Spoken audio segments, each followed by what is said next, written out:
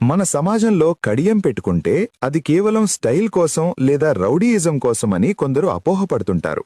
కానీ దాని వెనక ఉన్న రహస్యాలు చెబితే ఆశ్చర్యపోతావు. రాగి కడియం ధరించడం వల్ల అందులోని సూక్ష్మధాతువులు చర్మం ద్వారా శరీరంలోకి చేరుతాయి. ఇది కీళ్ల నొప్పులు, వాపులు మరియు ఆర్థరైటిస్ వంటి సమస్యలను తగ్గించడంలో సహాయపడుతుందని చాలామంది నమ్ముతారు. రాగిలో ఉండే యాంటీ ఇన్ఫ్లమేటరీ గుణాలు దీనికి ప్రధాన కారణం. లోహపు కడియాలు చేతి మణికట్టు వద్ద ఉండటం వల్ల అక్కడుండే ముఖ్యమైన నరాలపై స్వల్ప ఒత్తిడి పడుతుంది. దీనివల్ల రక్త ప్రసరణ సాఫీగా జరుగుతుంది మరియు రక్తపోటు నియంత్రణలో ఉండటానికి సహాయపడుతుంది. వెండి కడియం ధరించడం వల్ల శరీరం చల్లబడుతుంది. వెండికి సహజంగానే ఉష్ణాన్ని తగ్గించే గుణం ఉంటుంది.